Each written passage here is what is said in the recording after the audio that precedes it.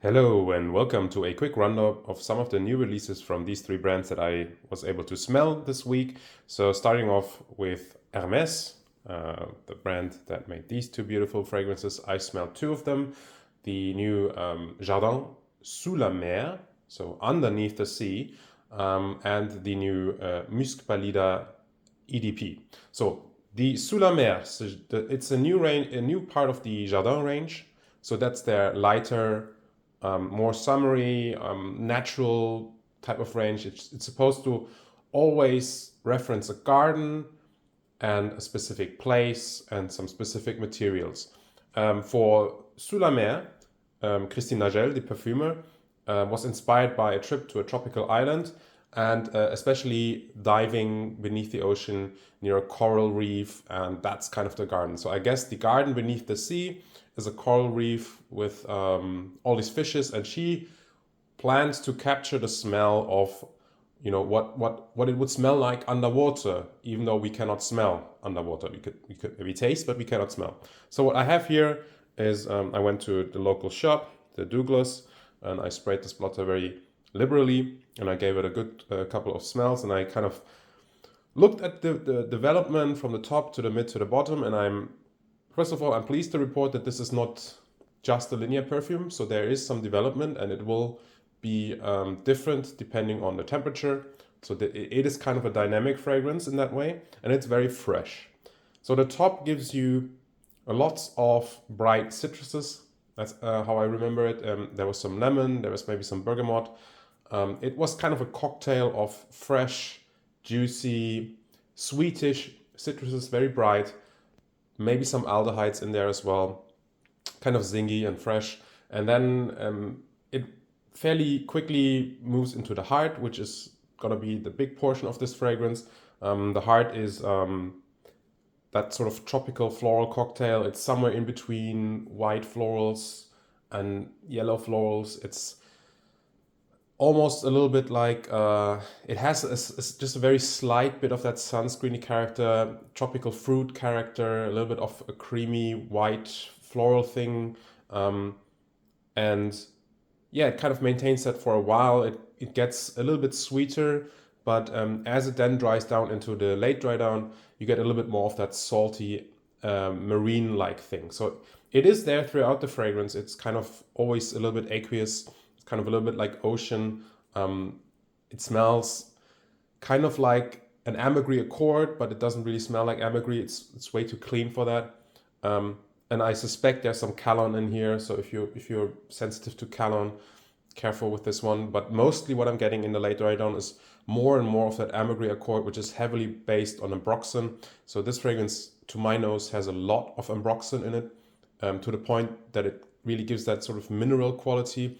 And I think maybe she's added some more aroma chemicals or resins to boost up the mineralic facets. So I could get a little bit of that fizziness in the late dry down that I also get from certain resins and incenses. That's kind of where this fragrance ends. Sort of a sweet, fizzy, sweet and salty, fizzy, dry, mineralic sea smell. And that's kind of the dry down, and I suspect this actually has quite good longevity.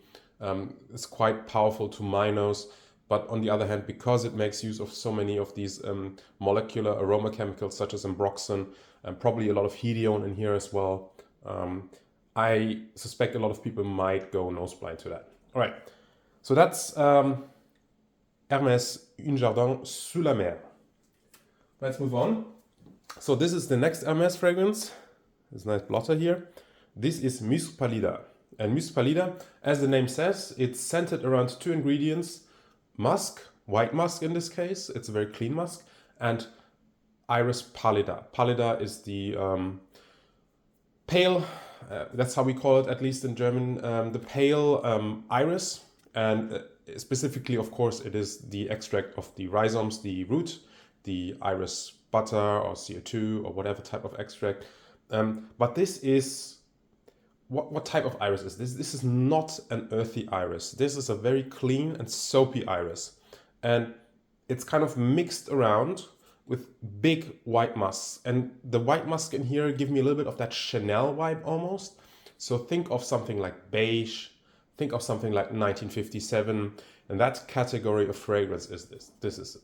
And being an EDP, this is actually quite highly concentrated, and the longevity is very good. Projection, not that great. It's mostly those musks, and there's probably some hedione in here as well, because not listed are many notes that I also perceive in here, and I get a lot of florals. I get really a huge cocktail of different florals, and I get a light fruitiness from the musk. So the fruitiness I get here is the pear, which I associate with ambretolite, ambret seeds, but this is not a dirty ambret seed. So some of those ambret notes, especially when you use a little bit more of the natural ambret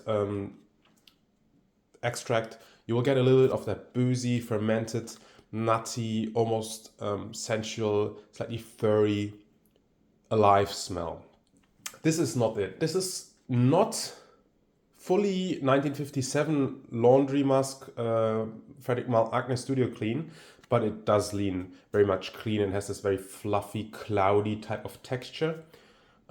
It's very bright, and the florals that I'm getting here is something like sweet pea, a little bit of lilac.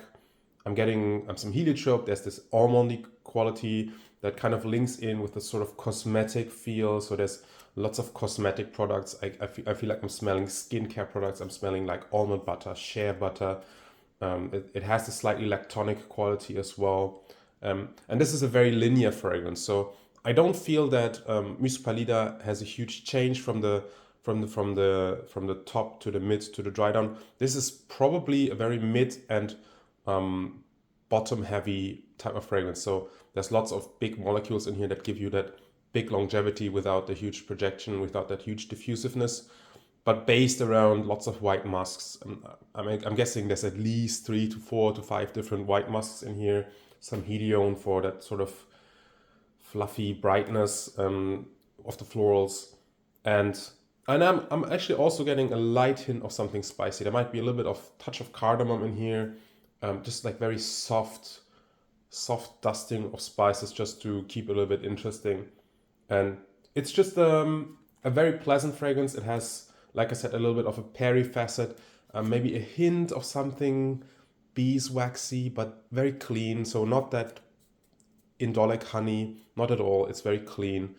And I feel like this is one that is very much unisex, very clean, very easy to wear. Some might really, really love this. This could be easily your signature scent for every day. Some might think this might lean a little bit too feminine if you are a very macho man.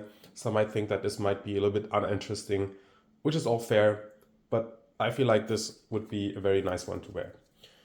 Okay, so wrapping up, we have 2 more that I smelled, and this one is the new Christian Dior. This is their Cuir saddle. So it was inspired by a saddlebag, a lot of sort of leather handbag, and was done, of course, by Francis Kurkdjian.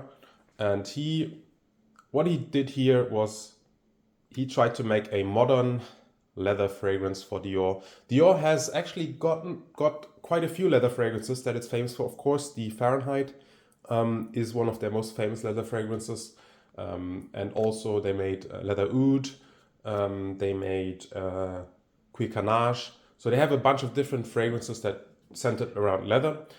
Most of them are either discontinued or completely out of the limelight of today.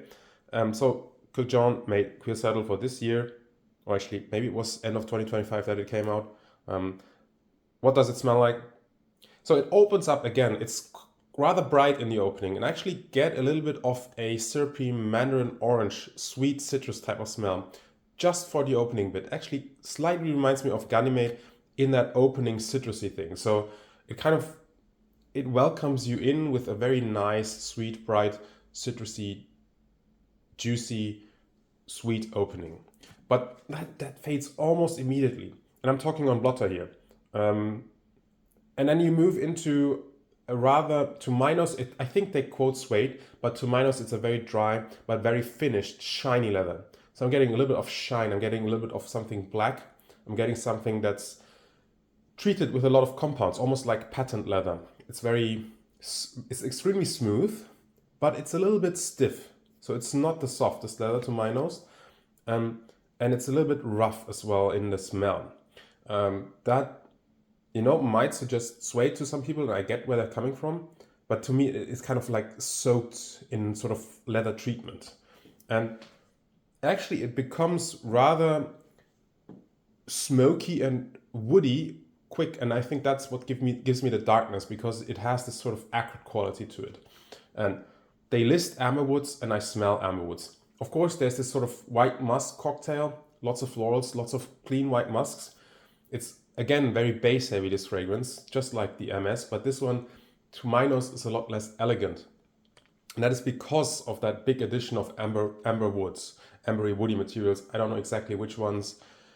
I'm guessing some synthetic sandalwood, some synthetic ambrosinite, amber extreme, those types of compounds for sure.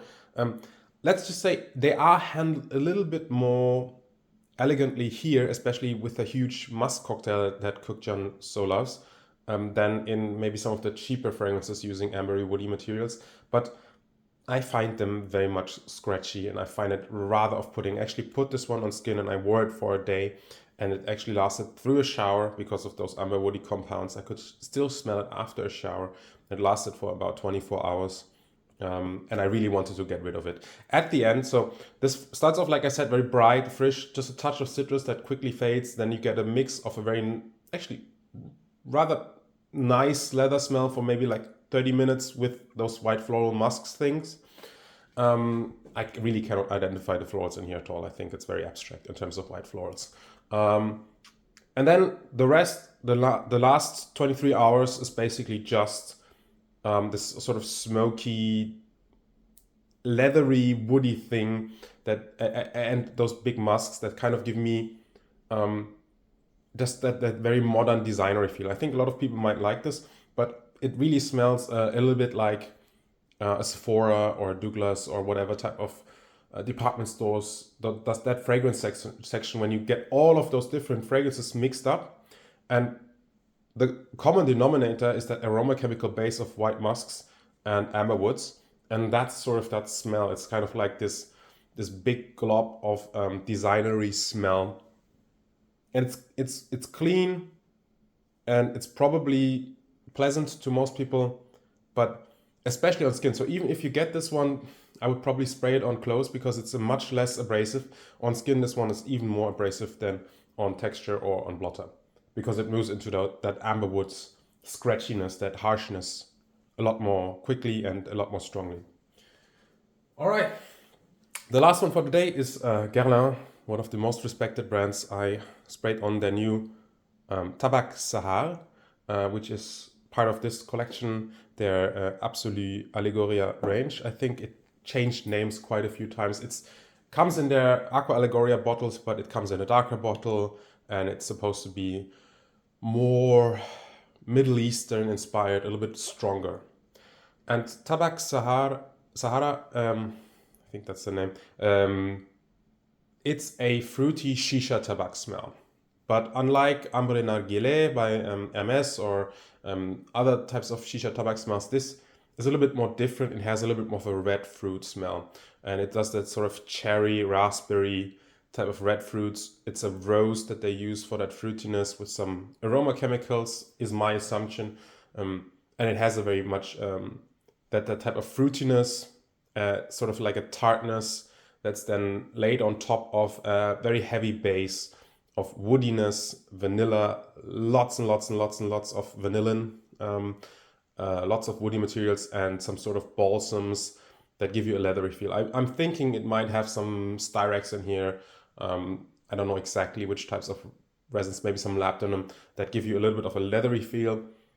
And it's very sweet. There's lots of ethyl maltol with the vanillin, maybe ethyl vanillin, that sort of sweet vanillic candied base that goes together with the fruity rose. And it's definitely, to my nose, less off-putting than the Dior that we talked about previously. But I feel like it's unimaginative, and it smells a little bit cheap to my nose. It's quite smoky actually at parts. It almost gives me like a charred feel. Maybe there's a lot of gaiac wood in here or whatever type, maybe some birch tarry materials or that Kate thing. But yeah, it just doesn't smell like a Guerlain to me. That's kind of my issue. I think if this came out as a Parfum de Mali or a Xerjoff, I would get it. Maybe even a Killian. But in Guerlain, I'm really, I don't know, I'm a little bit confused because it's a little bit, it's just so heavy-handed with those vanillic sweet smells. The fruitiness, I guess they maybe borrowed a little bit of from the L'Homme Ideal range, but even the L'Homme Ideal range seems a little bit more Guerlain in that way. I do like that leathery part, but yeah, this actually does very lightly remind me of that Creed tobacco fragrance. I think it was Centaurus. Maybe a little bit in that direction. So if you like that one, you might like this one. It's also a lot of spices that I didn't mention in here that they also have for sure. It's very spicy. It's very cinnamony, clovey. Um, maybe a little bit of maybe a little bit of pepper, maybe a little bit of cardamom, but it's very spicy, definitely. If you like that sort of cherry tobacco smell, I would definitely push it towards Écran de Fumée by Serge Lutens, which is a much more well-composed fragrance. It's a lot more elegant, a lot more balance, a lot more depth. It's a lot more clarity even. All right, that was almost a little bit of a rambly video, but we've looked at 4 fragrances that just came out. I didn't get to smell the new Frederic Malle Contre Jour. I hope I will be able to smell that one very soon, and I will report to you my thoughts once I do. Let me know if you've smelled any of these.